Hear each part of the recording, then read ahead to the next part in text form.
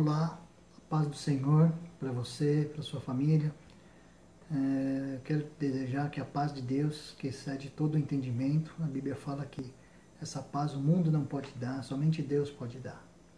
Então vamos trazer uma mensagem mais uma vez aqui nesse veículo de comunicação, usando a tecnologia para levar a palavra de Deus, para levar uma mensagem boa, uma mensagem que seja inspirada por Deus para você e para a sua vida. E hoje nós vamos falar sobre novidade de vida. E eu vou estar lendo aqui no livro de Isaías, capítulo 43, a partir do versículo 18 até o 21. Então diz assim a palavra do Senhor: Não vos lembreis das coisas passadas, nem considereis as antigas. Eis que farei uma coisa nova, e agora sairá a luz. Porventura não a sabereis? Eis que porei um caminho no deserto e rios no ermo. Os animais do campo se servirão, os dragões e os filhos do avestruz, porque porei águas no deserto e rios, no ermo, para dar de beber ao meu povo, ao meu eleito, esse povo que formei para mim, para que me desse louvor.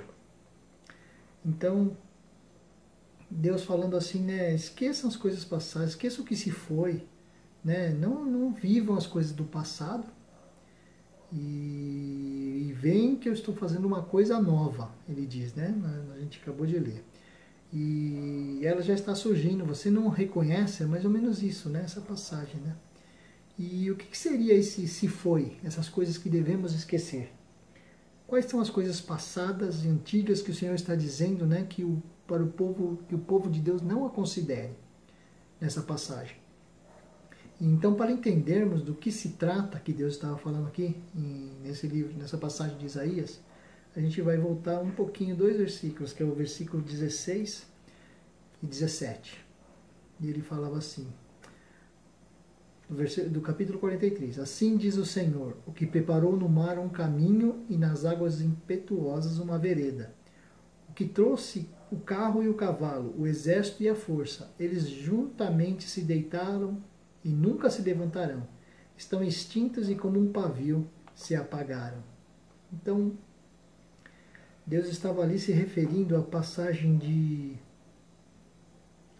lá da época quando o povo do Egito, o povo que estava escravo no Egito, enfim, foi liberto por Moisés, foi levado até a terra prometida, e no meio do caminho, ele teve que passar pelo mar. E foi quando Deus abriu o mar, que foi um grande milagre que aconteceu, e ele estava falando ali nessa passagem para o povo não olhar para trás, o povo esquecer aquilo que aconteceu, porque ali eles foram entraram no mar, foram derrotados dentro do mar, e diz que o mar, eles caíram, não vão se levantar mais, porque o mar se fechou. E dali para frente, Deus estava querendo dizer, esqueçam essas coisas do passado, as coisas que vocês viveram no Egito, vocês viveram como escravos. Daqui para frente é uma nova vida, daqui para frente é a novidade de vida. E dali para frente eles teriam que seguir para uma nova vida, para a terra prometida, para uma coisa que Deus estava declarando, prometendo, declarando, levando a bênção aos seus corações, que eles tantos pediram no passado, quando eles estavam escravos no Egito. Tanto eles pediram para que Deus os libertasse, para que Deus os livrasse daquele estado de escravidão. Por tanto tempo eles pediram, e chegou o momento, e dali para frente era que eles teriam que seguir. Então ele falou que muitos carros e cavalos de Faraó que vieram atrás deles foram engolidos pelas águas, e lá estão até hoje no fundo do mar. Isso foi maravilhoso, um grande milagre de Deus. Ele abriu as águas para livrar o seu povo do seu inimigo, o exército de Faraó, e para tirar o seu povo do Egito. Então Deus abriu o mar como ele derreteria montes, como fenderia rochas, como abalaria céus. Ele simplesmente abriu o mar. Então isso revela o amor de Deus. Mas Deus estava dizendo assim, esqueçam isso. Eu não apenas abro as águas do mar, mas eu posso mais do que isso, eu crio águas também.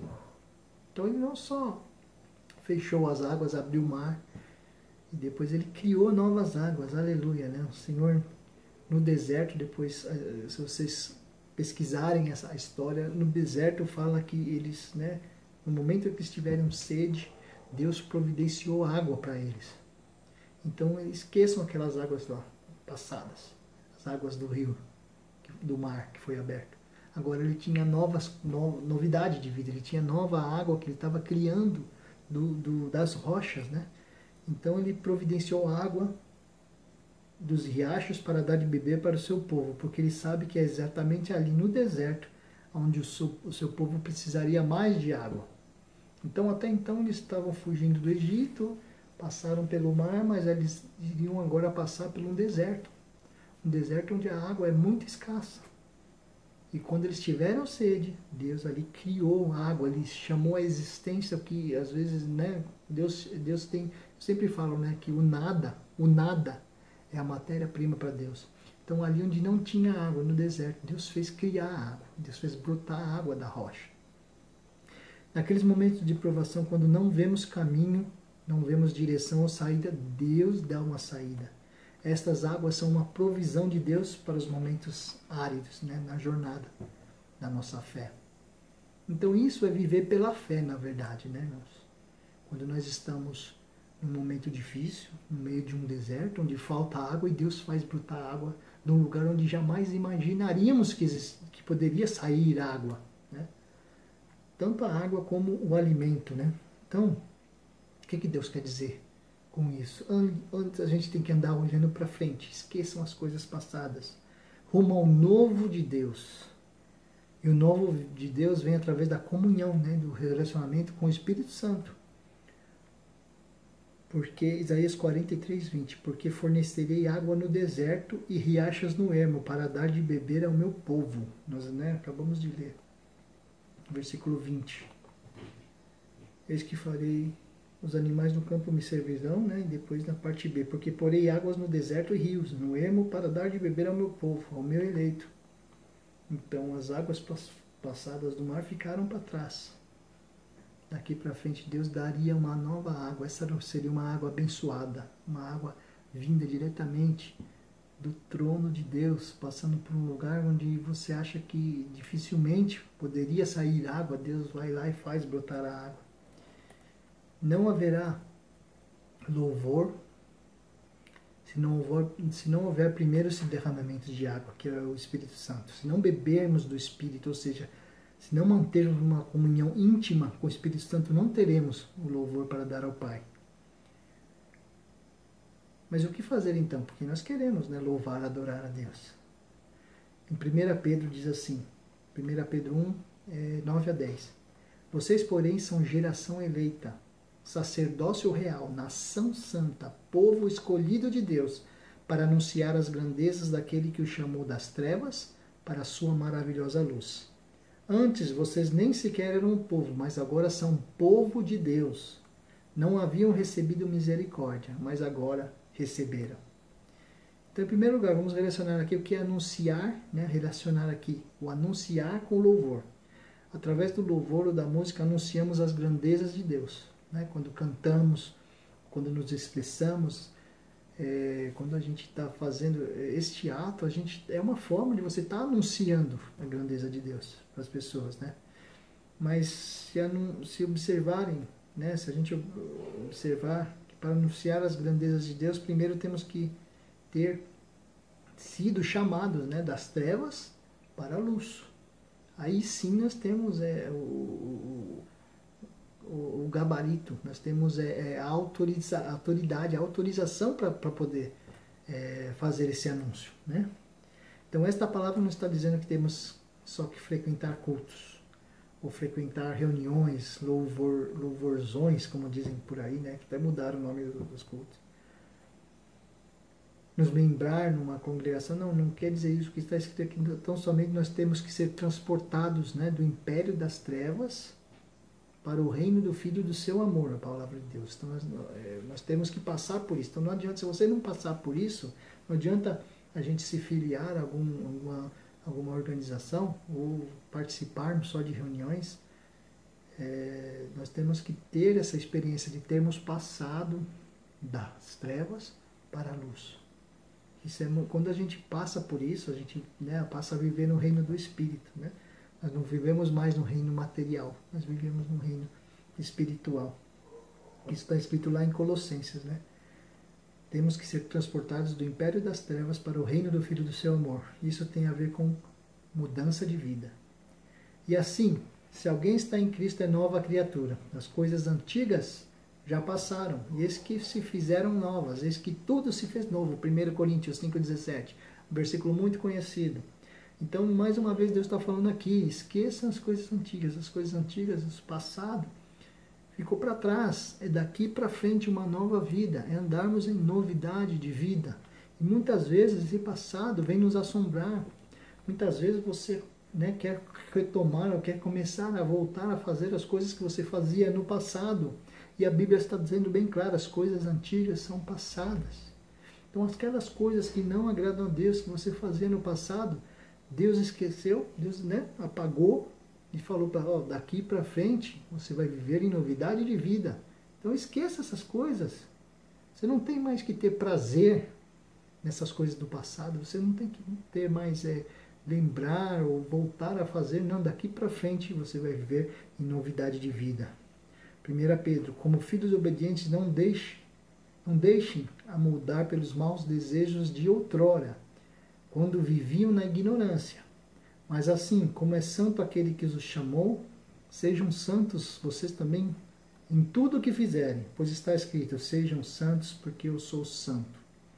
Então, o que ele está querendo dizer assim? Que Deus não vai levar em conta o tempo da ignorância. O que seria o tempo da ignorância? O tempo que você não tinha conhecimento, você não sabia, você não conhecia, você não tinha o ensinamento que hoje você tem, você não tinha o conhecimento que hoje você adquiriu, de tanto, né, estar nos cultos, ouvindo a palavra, ou estudando a palavra, lendo a Bíblia.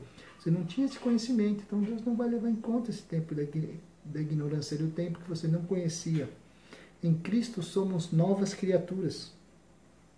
Os maus desejos de outrora têm a ver com a vida na carne, né, que vivíamos antes. E que tem que ser deixado na cruz para podermos anunciar as grandezas de Deus.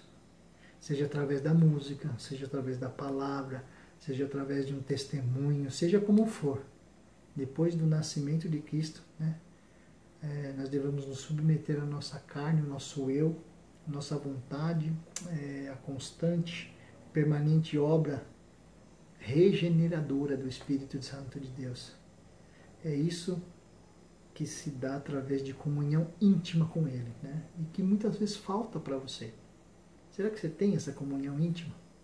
Então procure, né, ter mais essa relação com o Espírito Santo. Ter uma relação mais íntima. Você está sempre ali lado a lado com Ele, consultando, conversando, procurando conselhos, pedindo ajuda, né? Ouvindo, obedecendo. Tem que ter essa comunhão íntima para você.